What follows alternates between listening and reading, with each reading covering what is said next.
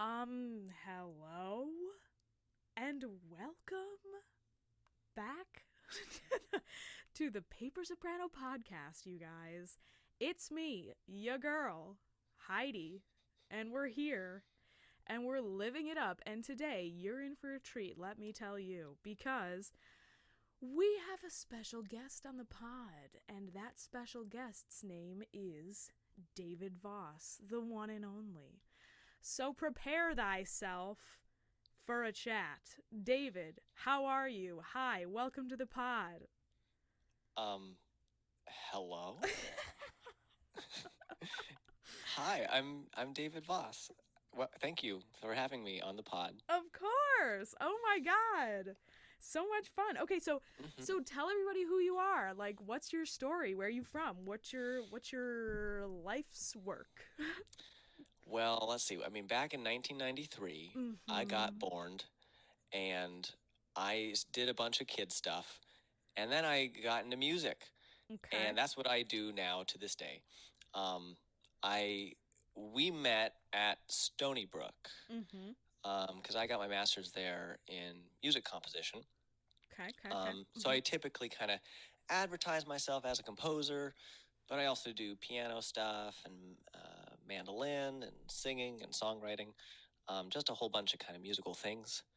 And now I'm not in school, and I'm in Brooklyn trying to do those musical things. Yes, and what a great year to try and do those things. Oh my goodness, yes.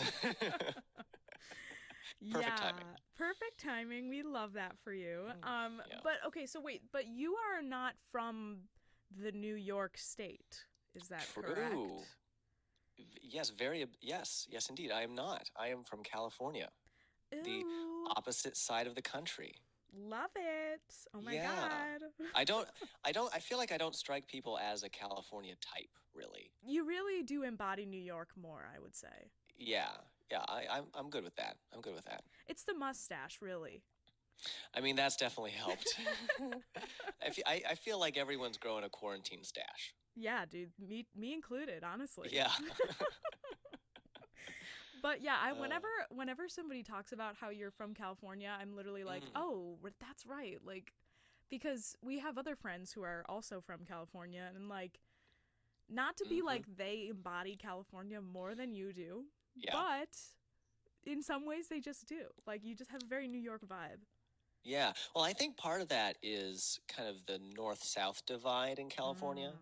Because, like, a lot of times when people out of California think California, they think Southern California, surfer stuff, and blonde hair and all that stuff. Right. But I'm from Northern California, and I think Northern California kind of shares a lot with kind of upstate New York. Ooh. Where it's kind of naturey, kind of hippie-ish, kind of tie-dye, chill, smoking weed all the time kind of vibe, I don't know if I have that vibe either. I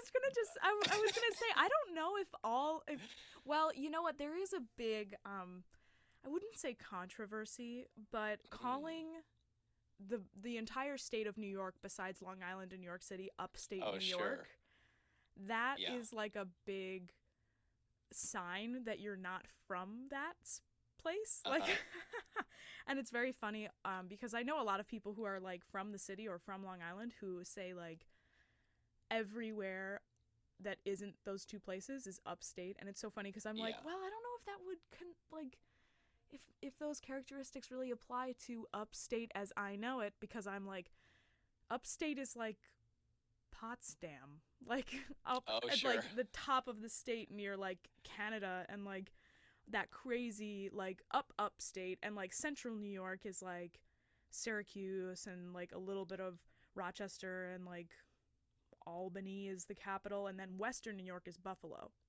Gotcha. Yeah. So I'm basically, new to the whole New York State classifications. Yeah, you should just educate yourself. Yeah, disclaimer. Sorry. No, it literally is so fine. I honestly had no idea about the differences. Like, obviously I know about like LA in California, but I don't really know much about Northern California. For a long time in my early childhood, I thought California spanned the entire West Coast. Oh, sure. Like, I thought it was just a really, really long state. Like, yeah. So maybe I mean, I it should read a is. book. You're not wrong there. Yeah, true, true, true. But so okay, so you got your master's at Stony Brook, Hmm. and that is where we met. But Yeah, obviously, you had to get an undergrad from somewhere. So I where'd you get it did. from, David? I went to Lawrence University in Appleton, Wisconsin. Oh my God, that's right. And how Yeah, was that? it was actually great. I had a good time. It got chilly in the winters. Um, Hmm. and as a little California boy, that was new to Oof, me. I'm sure that was so tough for you. Oh my goodness, yeah, that first one especially. Um, I remember there was, I think it was Martin Luther King Jr. Day, like Hmm. middle of January, one of those semesters, and it was they sent out an email to all the student body saying, "So the weather is going to be really, really cold today. Right. It's going to be with wind chill, kind of around -50, Oh, maybe -55. good Um, Lord. if you're outside for longer than 10 minutes, you'll develop hypothermia. Um, Ah. we're not going to cancel classes. Yeah, Like still it get was, your butt to class, but. oh yeah, it's like we're going to let each kind of teacher, it must have been like the day after Martin Luther King Jr. Day, but it was like a day we didn't get off. And they were Wow. like, we're going to let each teacher kind of determine for their own classes whether Hmm. or not they want to cancel class. And I think I had one teacher who was like, "No, we're doing it," because it was also a small school. Yeah, So like on a big campus, it wouldn't have worked. But right. like all of my classes were like 8 minutes away from each other, so it was like, oh great, super, I can make this work. Oh my God, dude. Yeah, That but reminds me a it lot was of a great Fredonia. place. And like got a great music education, and it's also a liberal Hmm. arts Hmm. school. Hmm. So when I had to take classes that weren't music, they were really good classes too. So Yeah, I love that. That wind chill and like not yeah, canceling classes story does really remind me of my alma mater, Fredonia yeah. University, where we definitely had our fair share of snow as well, so I can commiserate with Mm. that. But I was more used to it because I was from Buffalo. So, Yeah. Oh like, my God, talk about snow. yeah, so I wasn't really that phased by it, but it was a Hmm. weird thing. Like, Fredonia has a strange. I don't know if they just do a lot of like marketing there or something, but they have a strange connection to Long Island. So all of these like, Mm. you know, no offense, Long Island people, but like all of these like little inexperienced with snow Long Islanders were there, and they were Oh gosh. like I don't know what to do, and there's like 6 feet of snow, and we're all like, oh yeah, you just like put your boots and your snow pants on, and you like cry. Yeah, a lot of crying. I remember Yeah, that. yeah. It's an art, it takes some time to develop, but Mm. yeah. So, okay, well that's amazing. Yes. So wait, what Yeah. was your undergrad degree in exactly again? So it was also in composition, Okay. but I think it was technically theory slash composition. Right.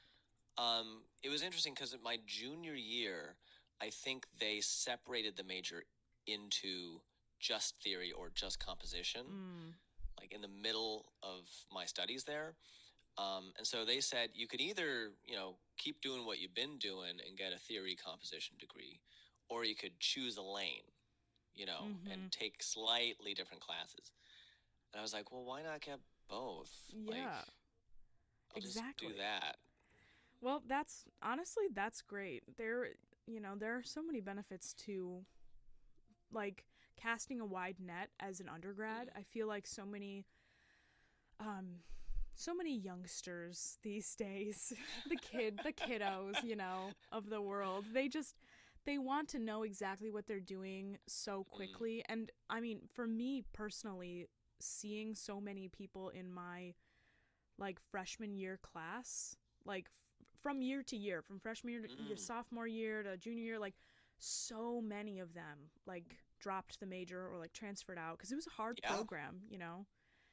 And it is really frustrating. Like there was a joke that was I think it still probably goes around, but they called Fredonia, like the program itself, they called it like Fredonia in 5, which is like a kind of a dig at how difficult the program is and how like, Sure. you know, like you can't really get it done in 4 years because they expect so much. They, you know, so most people do it in 5 years. Like it's just that difficult. But Wow.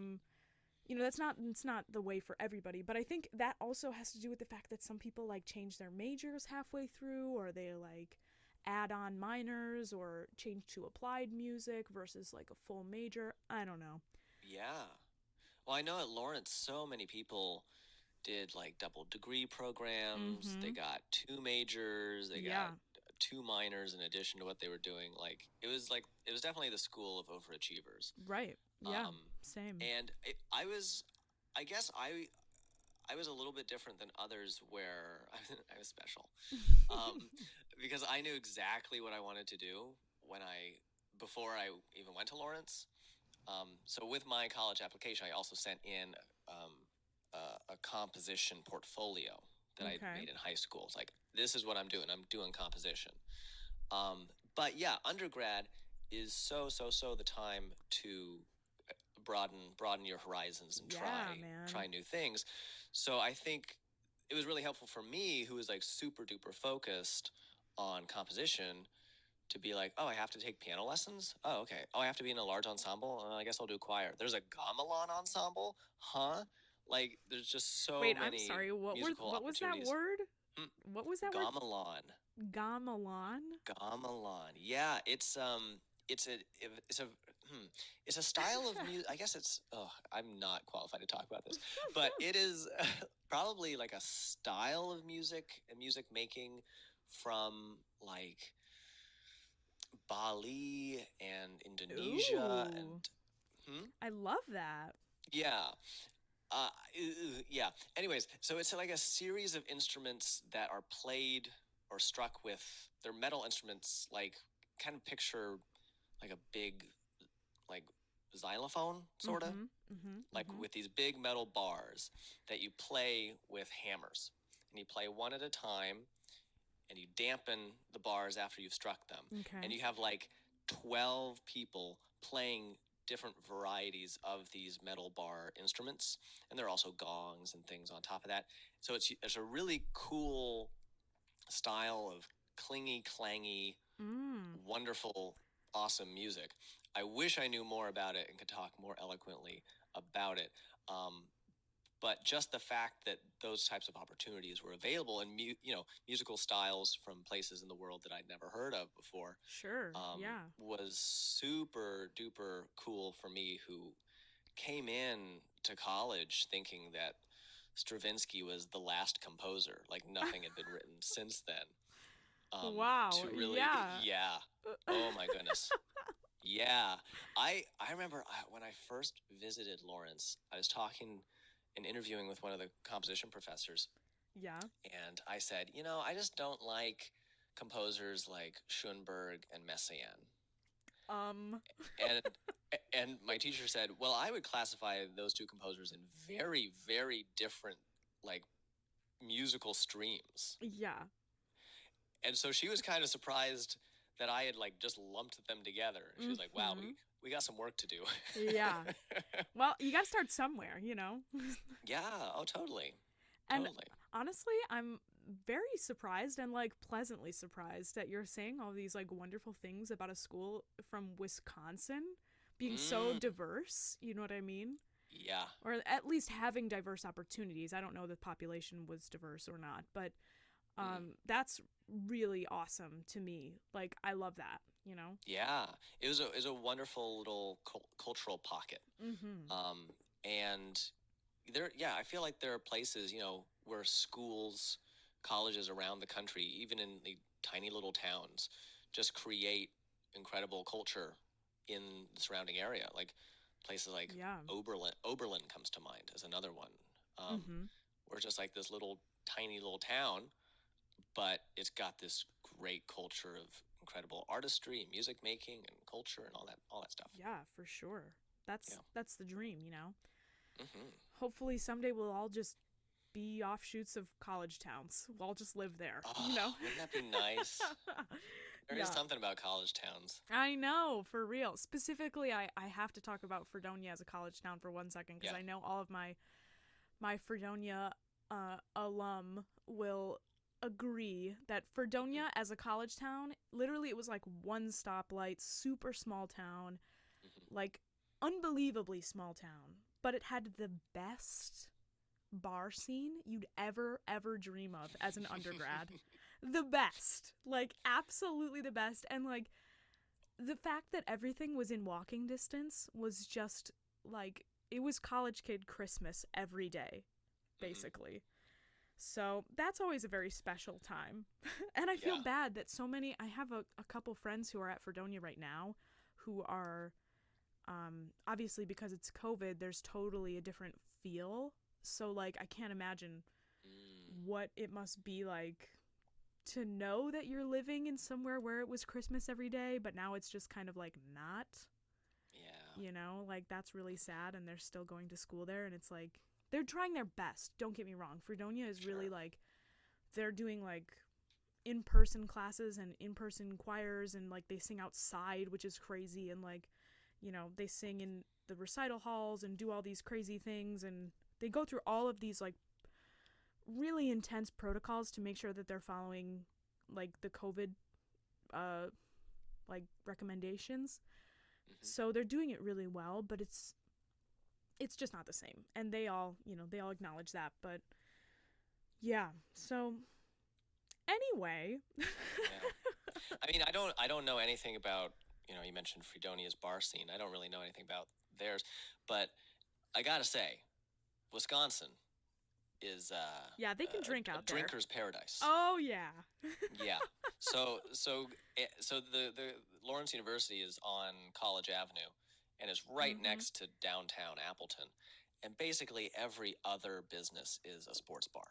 Oh yeah, for sure. You know, it's like sports bar, pizza, sports bar, psychic knick-knack dream catcher store, right? Sports bar, like another a tire shop, another bad pizza place. You know, and another sports bar.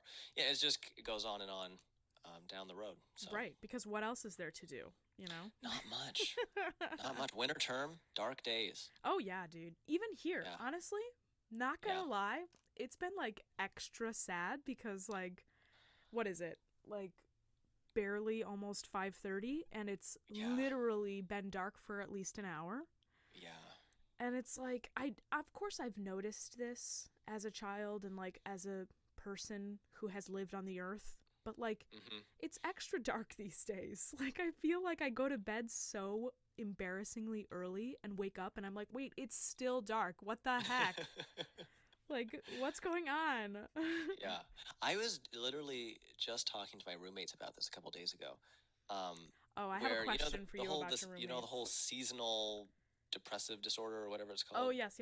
I know all about that. Yeah. I had never heard of it until I went to Wisconsin. Right? So growing up in California, we just don't have that, I guess. I don't know. Right, because you guys have the sun. Yeah, basically.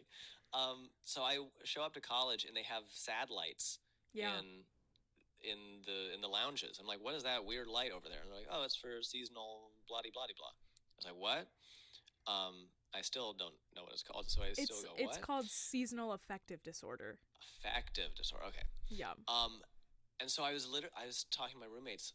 I think this year is the first time I've gone like, oh, I get it. Yeah, for sure. I'm really feeling it, you know. In the past, I think especially at school, because I've been in school so long, even though it's winter and even though it's dark, you're still doing stuff. You're going to things. Yeah. And you're working intensely when you're at home. And now it's like the first winter where it's like, oh, I'm just sitting at home doing nothing, and it's dark so much. Yeah. And honestly, that's why there's so many bars in Wisconsin. So, you know, I bet there's a correlation. I wouldn't be surprised. Well, because you know what? The reason why I can say that, I've never even been to Wisconsin, but I can commiserate because of like the scene in Buffalo. You know, it's the same thing. Like lots of snow. You know, they're known for what, cheese or something, and we're known for buffalo wings. Like, it's the same spiel. Yeah. So like, But yeah, it has been very strange, and I do just miss like the, you know, those little interactions that we would have in Staller, and we would like walk around, and like somebody would like see somebody else, and you'd be like, oh my god, hey, and it'd be like after everything was done, or we'd get out of a concert or something and be like, so are we going to Country Corner? Like I was I was going to say, like, I actually miss Country Corner. How I could never you thought not? I would say that. Oh my god. And I can't believe I'm saying it on air. Well, that okay, I miss listen. Country Corner.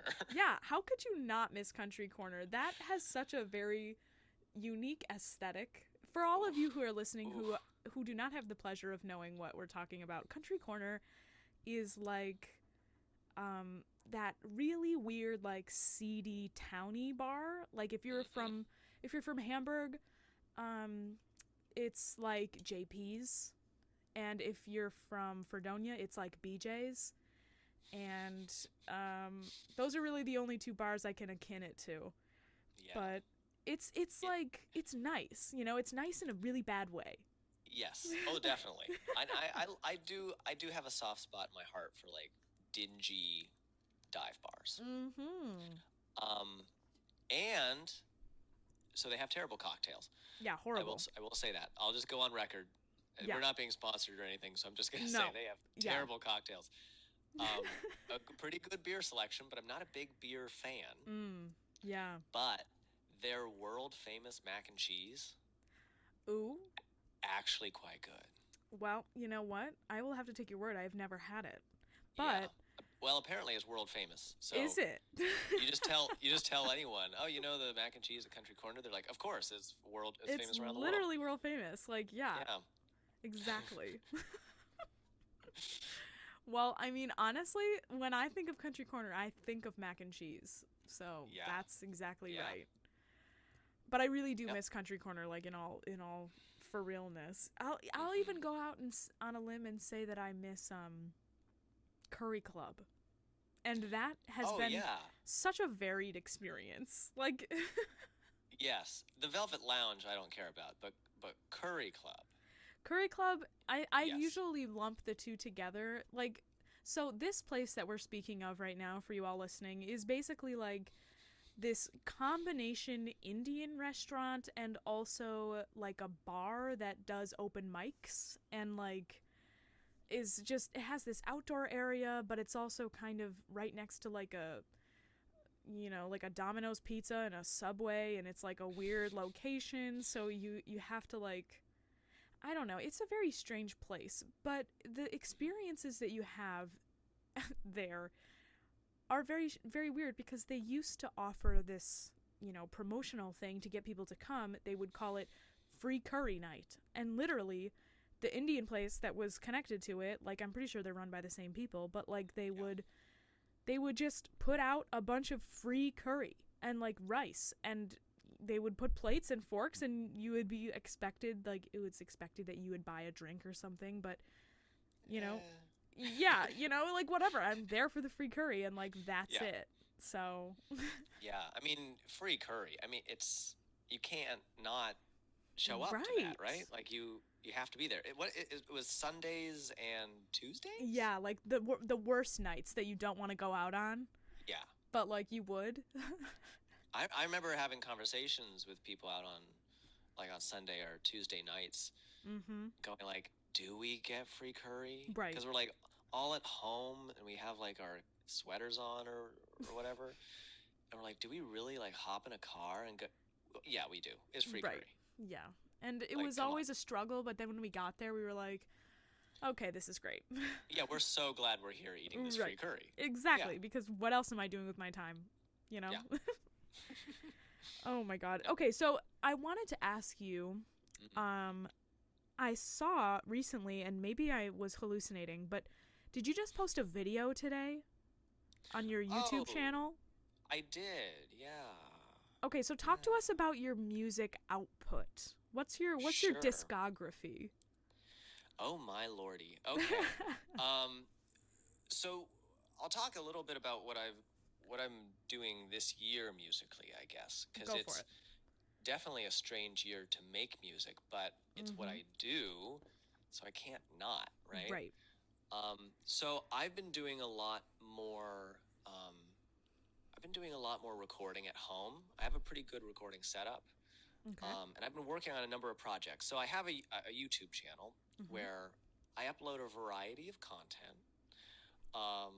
I've been mainly doing covers, a lot of covers on YouTube, and I just uploaded a cover today of Billy Joel's "And So It Goes," which is one of my favorite Billy Joel songs. Oh my god, dude, me too, literally. It is beautiful, yeah. Great tune. So I've been doing that, and it's funny because I used to tell people like, oh, I don't do covers, like I just do original stuff. But now all I do is covers when it comes to my YouTube channel. It's like all I want to do right now. Sure, yeah. And then I used to do this fruit eating video series. Wait a second, did you just say used to as in the past? Well, I haven't recorded anything in the last few months, I think. I think I'm going to try to record something later this month. It's definitely an ongoing series. Don't worry, Heidi. Okay, great. Because you Don't know get your what? knickers in a Listen, bunch.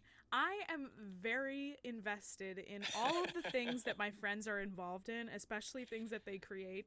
And, like, if you are not aware, David Voss he just puts out lots of varied content, as he is saying, and one of them happened to be this series in which he eats fruit on YouTube. So if you're interested in that, go ahead and look at his YouTube channel. I can't promise anything in terms of like what you're gonna feel when you watch it, but I think that's part of the magic. Yeah, I will say, just so people aren't like, he just eats fruit, like that's not interesting at all.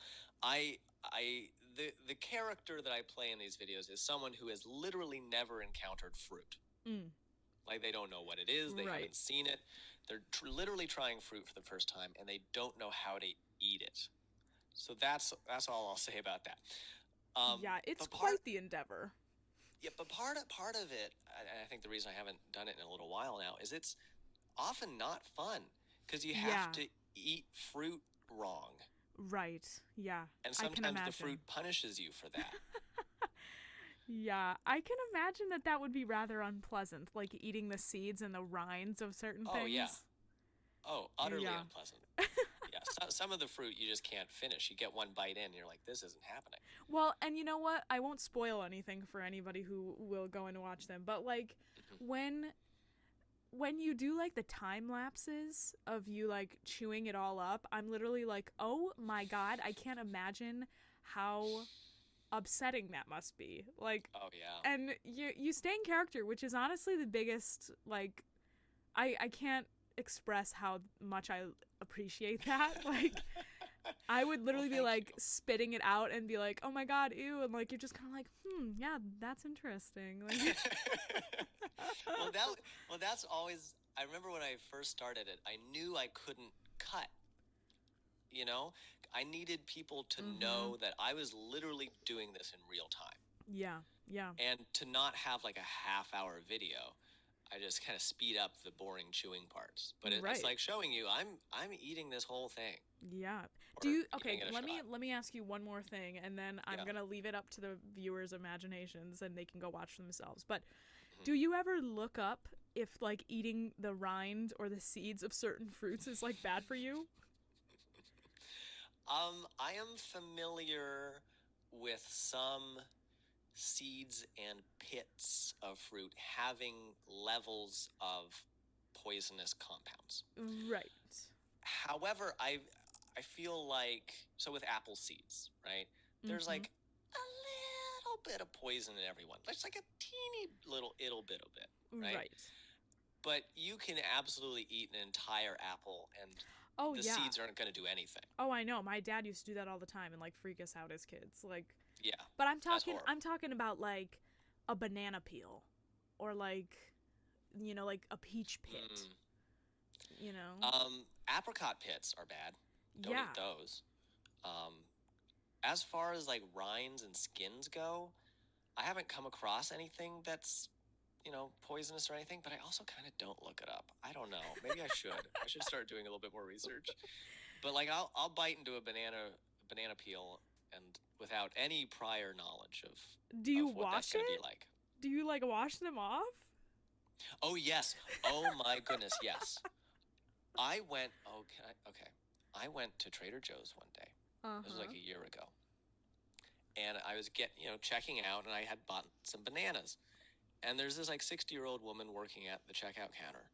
And she says, "Well, make sure you wash your bananas." And I say, I mean, I'm gonna peel them. And she said, "Wash your bananas." Oh my God. She's like, "I've seen what happens to bananas around here. You need to wash your bananas." Oh my God, for real?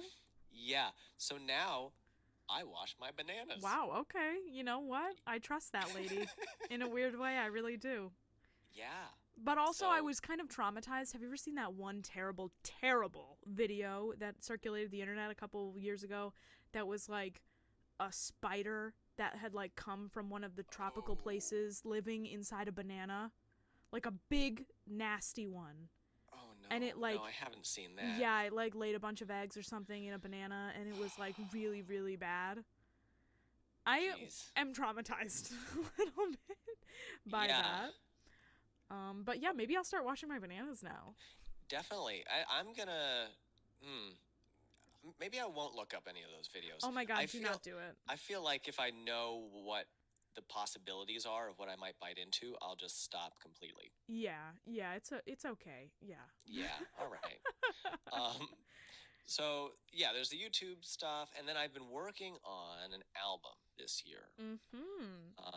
I'd write original songs and stuff, and I released an album 6 years ago, in 2014, where it was just, original songs, me singing and playing piano. And this time around, I knew I wanted to record an album. This was even a little bit before COVID. I knew I wanted to record some new songs, but have, I know so many great musicians. I wanted to include some of my friends and fantastic musicians I know on the songs. Yeah. And then COVID happened, and I still wanted to do it and thought we could make it work virtually. Where I record stuff and send that to people, and they lay down some tracks and send them back, and then I send it over there. And that's basically what this year has been, just kind of going through that process, sending things out, getting recordings back, lining them up. And we're kind of near the tail end of the recording process for that. And it should be getting mixed early next year and then released hopefully in the spring. Nice. Yes. So that's happening. And then I just, like the last 3 weeks, I recorded a little Christmas album. Of course. Classic. Yeah. Because like financially, this year hasn't been super duper. Right. And so when the prospect of buying Christmas presents for all my family and friends came up, I realized, I can't do that. Right. So I'm gonna do what I can do cheaply, which is make music and put the time in and record albums and ship those out to people. Love that. So if any of my family is listening, surprise! Alert, yeah, you're getting a CD in the mail. Ho ho ho! Hope you like it. Yeah, a little early Christmas gift for you, a little announcement. There you go. Yes, that's great. I mean, honestly, I think that's awesome, and I will never forget one of my first listening experiences to, I think it was, what was the album that me and Alina loved so much? Was that the one from 6 years ago? That was my first album 6 years ago, yeah. Yeah, oh my God. For all of you listening, so David, he referenced this album from 6 years ago, and just literally the moment when myself, me, and our friend Alina figured out that you had this album, and she probably knew before me, but I didn't, but we like listened to it in the car, and we were just losing our minds. Like, we did not understand how funny and how like clever and also good like the music was gonna be. Like, we were just like losing it, and it was just so great. And like literally I feel like we we were like so pumped, and we were like, David, oh my God, this is great, blah blah blah, and you were like, oh, Thank you. Yeah. And like you're so David Voss about how you take compliments, and it's like it's Yeah. so funny, and we were like literally just like so pumped about it. And she specifically, and I do also, loves what's that one song that she loves so much? Summer, I think. Summer, yes, but also Hmm. the Austin one. Oh, that's not actually on that album. Oh, oh, oh. Yeah, but that's gonna be on this upcoming album. Ooh, ooh, ooh. Yeah. Love that. Oh my god. Okay, well when we post this, I will link everybody to your website or however you distribute your music so that they can check it out if they're so inclined. I Sure. highly recommend. And also, I wanted to ask you cuz you mentioned this briefly. Mm. And shout out to Catherine and Liz, but David, how has it been living with two powerful women during a pandemic? It's actually been great. Yeah. Yeah. No, it's been overall enjoyable. Like living, whenever you live with like people, Mm-hmm. there are going to be things that you disagree on and Sure. little Of things course. that crop up. I think you mentioned this in a previous podcast about being bad at doing dishes and not liking doing them. Oh, a classic. I hate doing dishes. Yeah. Um, but I have had to get better at that. Right. When you live with other people and share space. And I used to be really bad, Mm-hmm. like real bad. Mm-hmm. Mm-hmm. And I think I've gotten better at that and other things in terms of like living with people. But it was really great to have them around to kind of bounce ideas off of and thoughts off of as COVID hit, Mm-hmm. as George Floyd and the protests started, Right. um, and we started having like important discussions about race, politics, Yeah, for health. sure. Um, where if I just been living on my own when the world changed so drastically, Mm-hmm. um, it would have been, I don't know. I may have just kind of escaped into my own thoughts and become Mm-hmm. my own kind of echo chamber. Yeah. Um, Because those two so, are hashtag woke, and I am oh literally yeah, here for it. And I always forget that like so much happens in New York City and the surrounding area. Well, sorry, there's going to be some dogs barking. That's just how it is up in here, and that's yeah, just what we have to live with. So, but so much happens in the city, and yeah, that must have been really crazy to be hmm in and just be surrounded by, like, and to just be around in the pandemic. Like, this is such a weird time to be in New York City, definitely. like, and I'm not even technically, like, I'm out on the island. I'm not really in New York City at all. So to like even think about how, like, I can't even remember the last time I was in the city, but like so many people are living literally like, in Manhattan, and it just is 100% different than what it used to be. Oh You yeah, know, it's just crazy. yeah. It's also kind of weird though, where you'd be reading on the news about, especially during, I mean, I guess the protests are still going on probably, Mm-hmm. um, but when they were going full force, and it was all up in the news. I had family and friends contact me and saying, "What's it like in New York?" Like they were hearing these horror stories of like Mm-hmm. just barbarians in the streets, and I'd tell them like, "Oh, it's like fine," because I, Yeah. I live like in East Brooklyn, Right. which is almost Queens, and it's just very residential, and all the protests and a couple things that I've been to were much much closer to Manhattan, Mm-hmm. downtown Brooklyn, Dumbo, Williamsburg area. Right. Um, and so I get concerned phone calls, and I'd be like, "Oh yeah, I'm fine." Like Mm-hmm. you see people on their way to things, but it's not like no one's marching down the street, as it were. Sure. Sure. Sure. Sure. So it was also kind of just strange being at home, not really seeing what was going on, but only hearing it. Mm-hmm. Hearing that these things were happening and close by, but like not seeing any evidence of it. Sure. Yeah. That was weird. Yeah. I personally have always seen myself moving into the city at some point, and I'm sure once I either advance in the program here, or something happens where I do have to move, I feel like the city do be calling me, you know what I'm saying? But Yeah, definitely. I do worry a lot about just like, obviously this is whatever, you can't avoid it, but like I get a little bit worried about the noise level, you know what I mean? Like I get so frustrated here, even just here at this apartment where it is very quiet like 80% of the time.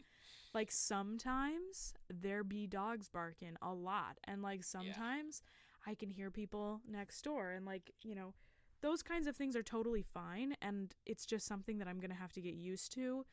But it's like a weird like whatever you call it, like a seesaw or a teeter-totter, where you like sometimes I really like the noise, and sometimes I really feel strange in silence, but sometimes I'm like, okay, everybody just needs to shut up for like 1 second. You know what I mean? Like it's either one end or the other.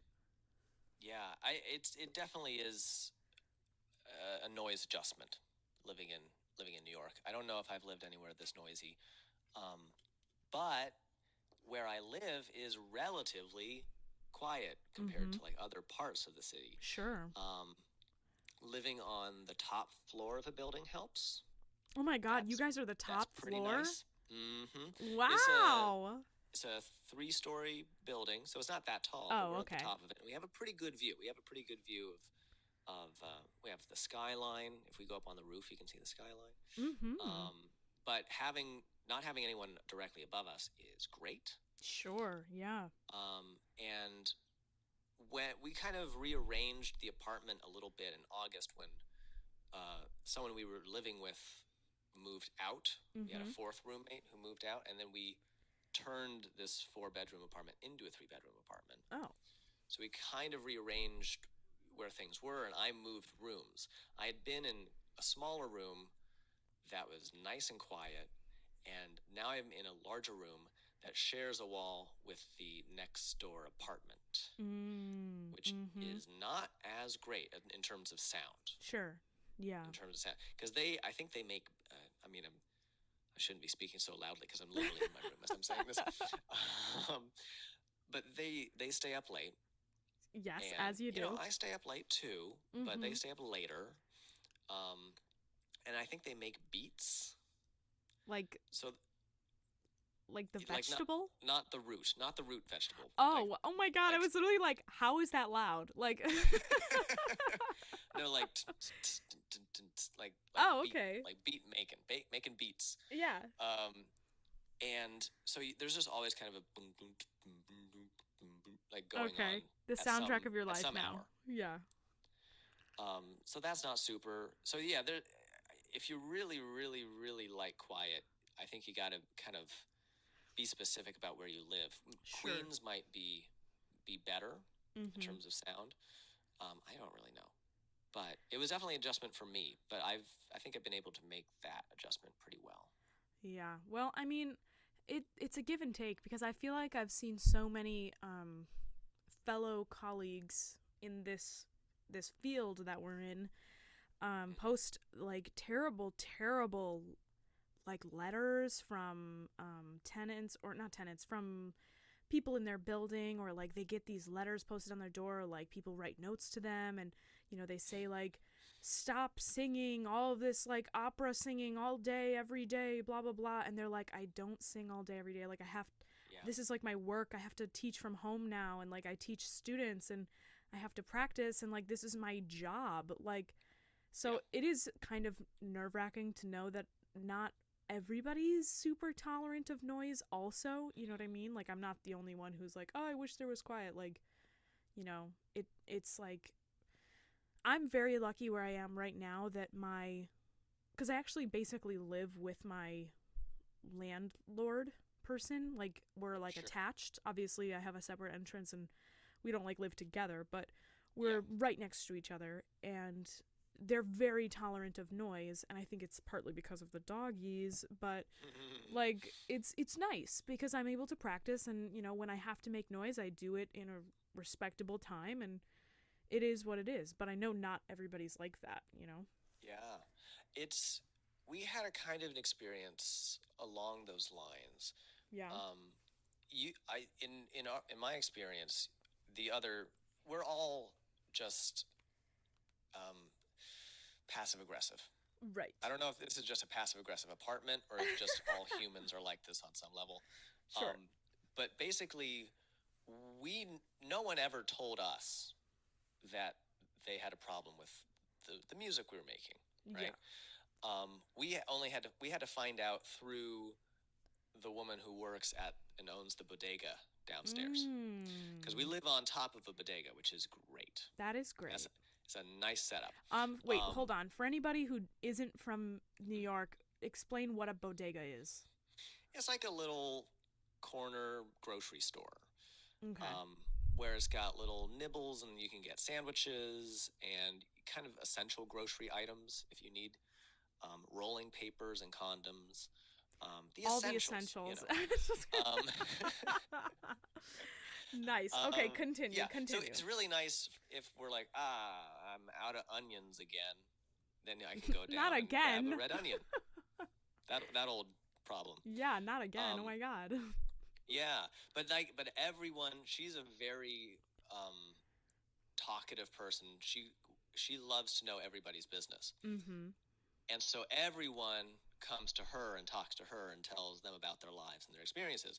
So we found out through her that some people in the apartment had been talking to her about the noise issue. Ooh, drama. Yeah, but none of them had gone to our actual landlords. Uh-huh. Right? So I think it was more of just like, ugh, that music's happening again. But it was more kind of just a little gripe. Sure. For fun. Yes. Than like an actual concern. Because then they would have like contacted the landlord or maybe spoken to us personally. I don't know. Yeah. But that's something that was kind of disconcerting for a while because we realized that we wouldn't necessarily know if there was a problem. Right. Yeah. But then as soon as COVID started, we felt a little bit more emboldened because now they couldn't say, well, get a rehearsal space, right? Right. Yeah, because it's now like, where am I going to get that? We literally had to do this at home. Exactly. Yeah. So we could kind of adjust the hours we did it at to kind of facilitate the other tenants, but we had a much stronger position in saying like, no, we're doing this here. We have to do that. And the landlord also, once we were aware of the issue, we talked to the landlord and reached out to her and, said like, we're musicians, like this is what we do. We're happy to work within people's hours. And the landlords knew we were musicians when we moved in. Like they were aware of that and fine with that, if we were responsible about that. And so they were on our side and said they hadn't received any information. So it's good to, you have to find a landlord or an apartment that's somewhat welcoming to music, right? It doesn't have to be like a musician's commune. Exactly. But as long as the landlords are like, oh, this is what you do for your job, okay, and they'll take it more seriously, Sure. And do you still have your car? I do, yeah. Oh my God, that car. It's hanging in there. It's got 240,000 miles, I think, at this point. Woof, dude. Oh my God. But it's a Toyota, so it does all right. Yeah, so it's never going to die. But I don't know if Catherine told you, because Catherine was out here for something and we had like a socially distanced in our own cars coffee date at Starbucks. But nice. I actually got a new car. I heard you said something on the podcast. Yes. About that. Yeah. And the reason why I'm saying this to all of you listening is because I have had, and I feel like me and David are like kin because of this. Like we have had such death trap car experiences. And like our cars, well, my old car, but like when you drive a car that you're not sure is going to make it, like, and yours honestly like worked way better than mine, even though it appeared to be in worse condition. Yeah. Like, Yeah. really, really astonishing work from your car. It's definitely a lot uglier on the outside than on the inside. Like Yeah, it runs pretty well. right. This year, of course, it acted up, and I had to, broke down twice, and I had to get a bunch of Oh, repairs. no. But usually it runs pretty well, and is running well now that I've poured lots of money into the car. Classic, classic, Yeah. good. Oh my But God, yeah, yeah. you were in that rattly blue thing Yes. that couldn't handle Oh potholes. God, dude. Yeah. That's a whole, literally, like, maybe that's what I'll talk about on another podcast, like, just on its own, because there are so Yeah. many stories in which I could delve into talking about my car trauma. And it really is trauma. Like, I'm not even Yeah. kidding. Just a little teaser here. One time, I was literally, like, just driving along, and this was like a couple years ago while I was here at Stony Brook, just driving along, and like the check engine light comes on, and I go, that's weird, never seen that before. And then all of a sudden, like 5 or 10 minutes later, I'm still driving because I'm like, oh, well, I'm going to have to take the car in, check engine light comes on. Wrong. The car just turns off while I'm driving it. And I lose all power steering, everything's out of my control, and I had to crank the wheel and emergency brake over to the side of the road. Oh, jeez. So that's a little teaser for you. There are plenty more stories where that came from, but more stories. Yeah, but yeah, cars are really just bad. Well, yeah, but I really like having a car. Yeah, for sure. I mean, mainly it's the thing for that where gets you me to are. my job. Right, for where you are, for sure. Because you Yeah, can't take like I people. come out. No, sorry. Go ahead. Okay. All right. Well, I like you. I work at a church. And so every Sunday it's on in Port Jefferson Station. So every Sunday I have to drive out, and I wouldn't want to take a train because then I have to wake up earlier, and it would be more expensive in the long run. And so not only is it the thing that like keeps me employed, it's also in a time when it's so easy to feel stuck and constrained where you are. Right. It's so nice to have a car where you can just like go somewhere. Yeah, 100%. In July, I'd wanted for a few years to go to Vermont. Ooh. Mainly because I hadn't been to Vermont, and I'd been to all the other like New England states. And so there was just a day in July where I just drove to Vermont. Really? Yeah. That's quite romantic of you, I shall say. It was a little bit. Yeah, it was just by myself, so, not romantic in that way, but just the ideals. So, but the idea, yes. Yeah. And I stopped by Mount Greyfell in Massachusetts, which is the highest point in Massachusetts, which isn't saying much. Sorry if you're from Massachusetts. Sorry. But I went on a hike. Wow. Got out in nature. There was no one else there. It was great. Solo trek. You gotta love it. Yeah. It was awesome. Great day trip. Honestly, that is quite the dream, I shall say. I love the idea of a solo trek. Unfortunately, I am not at the point mentally where I'm ready to do that yet. I'd probably have a couple breakdowns, but okay. Yep. We'll get there. We will get there. But Definitely. Having a car, if you're ever planning to move to New York or the surrounding areas, keep in mind, just keep it in the back of your mind, depending on where you are, everybody thinks that there's like trains that go everywhere. Like, unless you're in the city and there really is like a subway near you, or like, you have a Long Island Railroad station very close to you, it is kind of difficult not to have a vehicle. Yeah. So just keep that in your mind. A lot of people have this very rosy thought of New York that when you get here, you won't have to have a car and you can just walk everywhere and, blah, blah, blah.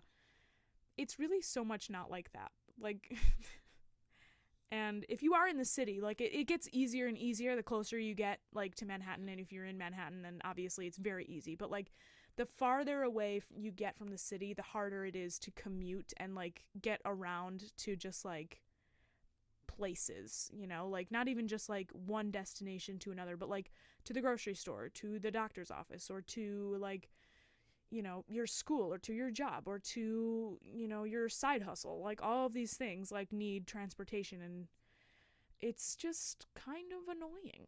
So Yeah. Well, I remember that's something that, you know, people told me when I was coming to Stony Brook. They were like, "You're going to need a car." yes. And I know some people who've, you know, rode bikes, took the bus. You know, I know people who have done that. Um, but they're like, yeah, don't get it twisted. It's not like you can just hop on a little train and go into go into school. It's not quite that handy. Although, if you are thinking of coming to Stony Brook, it is very nice because there is a Long Island Railroad station right on campus. That is quite handy.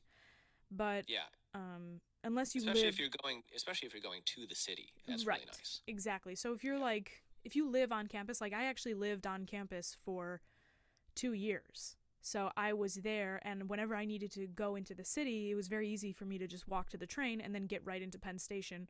Not right in, it took like an hour and a half, but like... yeah, it's a trip. Yeah, so it took a long time, but I was able to get there without using my car. But yeah, dude, you know, this whole life we're living out here, there's there's some pitfalls and some fun things, but mostly pitfalls. And yeah, that's what, especially this year, that's how it seems. Yeah, but someday we'll be back. Yeah, 100%. Someday we'll be back at Country Corner living it up like the old days. I honestly can't wait. That'll be wonderful. And we'll be singing karaoke, and Kiss from a Rose will come on, and everybody will just lose it. It'll be great. Oh, man. Yeah, that'll be great. That's my jam. Dude, it's literally, if it's not your jam, like if you're listening to this right now and you're trying to tell me that Kiss from a Rose is not your jam, you're lying to yourself. Who are you? Yeah, like get a grip, okay? Like, and also like top 5 oboe performances in a pop song. Amazing, literally. Yeah. I would say like maybe the best. I can't think of any other ones. Maybe. Well, there is "I Got You, Babe" by Sonny and Cher. Okay, that's a good one. That's my parents' wedding song. You know, I got you, line. babe. Yeah. That's it. So that's good too. I you know, it's a hard contest. Okay, but come on, Kiss from a Rose is better. Let's just say it. Like yeah, probably. Admit it. Just admit it, David. I mean, you're not editing any of this? I am not editing 1 millisecond of this podcast. I think I'll keep fence sitting on this one, just in case good. I've stumbled into a thorny issue here. Into any Sonny and Cher stans who listen to the podcast. someone's at home like, no, that's it. I Got You, Babe. That's the best one possible. Okay, well, I'm saying that was literally my parents' wedding song, and I'm still saying Kiss from a Rose is still better. Like, wow. I mean, you're probably right. That's all I'll say. That's the farthest I'll go. You're probably correct. It's just, yes, it's like a dense, rich, really interesting pop song that is rare amongst its peers. So, and I literally have no idea any other music that Seal has done. Oh, me neither. Yeah. Yeah, that's it. That's all I know. And I assume he's a genius. Oh yeah, for sure. But like, who knows, you know? Because like not us. And we're okay with that. Like, we're satisfied because Kiss from a Rose is just that good. It's so good. Like I've been exploring a lot of artists and musicians that I have not been familiar with before, and from cultures and traditions musically that I'm not familiar with. Love that. But I feel pretty secure in the knowledge that if I were to dig deeper into Seal's discography, I'd still come out thinking that Kiss from a Rose was the best one. Oh, yeah, for sure. Yeah. Oh, my God. All right, well, we're hitting up an hour here, which is killing me, but I'm super pumped. This has been quite the convo. David, I would like to thank you for being on the podcast here. Tell everybody your goodbyes. Oh, well, goodbye, everyone. I guess Heidi will put various links in the description. So 100%. check out some of the things I do. And there will be more fruit videos in the future. Good. Never fear. And thank you, Heidi, for having me on the pod. Of course, it was a pleasure having you. This has been the Paper Soprano Podcast. I am Heidi Schneider. It has been wonderful chatting with David today and with all of you. Thank you so much for being here. If you like the podcast, prove it. Give this video a like and share it. Tell somebody about it. Do whatever you gotta do. And I look forward to chatting with you again tomorrow. Have a great morning, afternoon, evening, or night whenever you're listening to this. And I love you all so much. Goodbye.